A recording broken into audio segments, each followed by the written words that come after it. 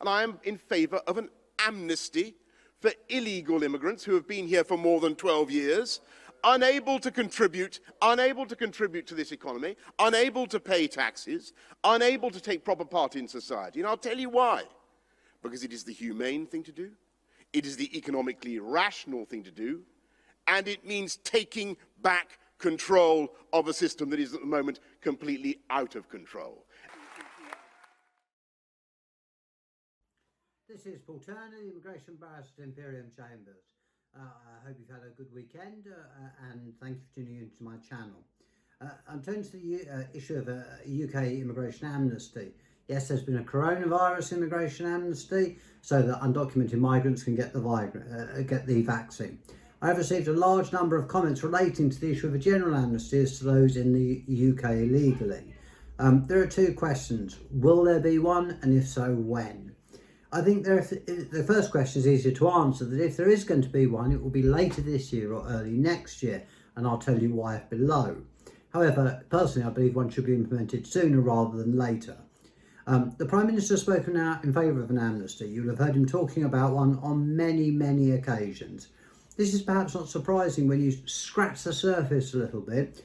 The Prime Minister in the Brexit campaign said that he was proud to be a descendant of Turkish migrants. He happily forgot to mention that he himself is a migrant. He was born in the United States of America, albeit though he came here as a very young child, and used to have dual nationality. So it seems that having decided that it's in the government's interest to vaccinate everyone, including the undocumented, it would make sense to then also bring these people into the economy. The Prime Minister indeed has said it makes sense to regularise people so that they could pay tax. And the general population no longer favours less immigration, given the recent polls, which seem to be causing the opposite response to what Priti Patel is seeking to do. Plus, we have seen that these very migrants that are here illegally have been working hard throughout the pandemic.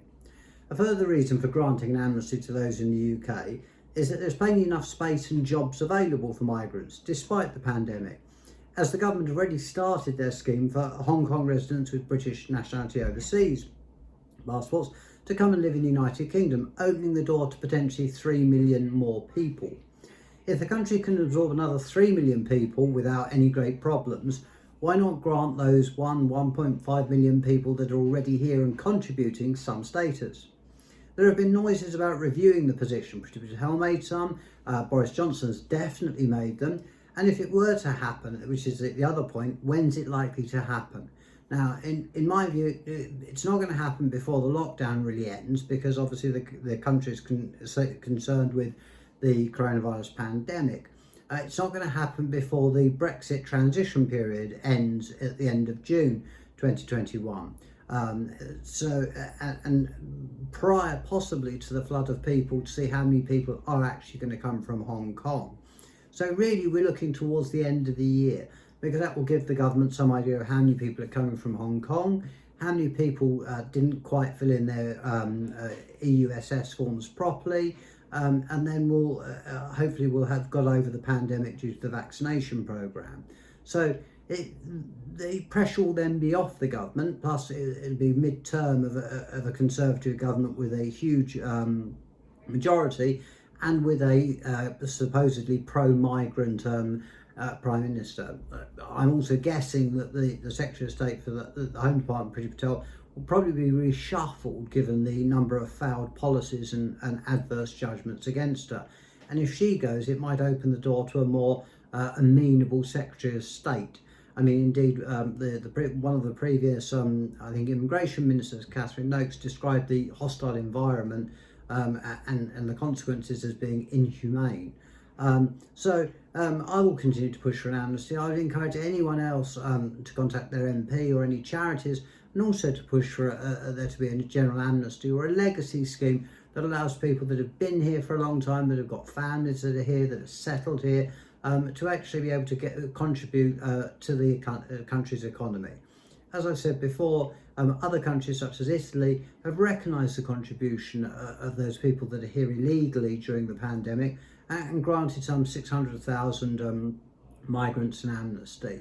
And if Italy can do it, well, why can't the UK?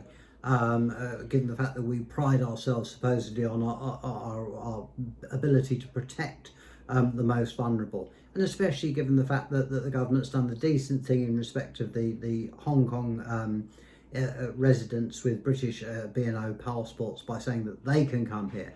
So clearly space and employment isn't a problem because the country can accommodate 3 million more people. So if it can accommodate those extra people as well as the people that are here, and given the fact that enforcement is just never going to remove 1.5 million people, they struggle to remove about 10,000 people a year at a cost of about 400 million. Everything points towards having a legacy scheme or an amnesty scheme which enables people to get themselves straight and contribute to the economy. And given what will be following the pandemic, it makes more sense to have more taxpayers paying tax rather than people working on the black economy and not paying tax. So everything points towards sensibly clearing up the mess that we're in, and then basically getting rid of the backlog of people that are here that don't have documents, and then starting again with a new and sensible immigration system and possibly a new and sensible Secretary of State. Please subscribe to my channel. I hope you've enjoyed watching this video. This is Paul Turner, the Immigration Barrister at Imperium Chambers.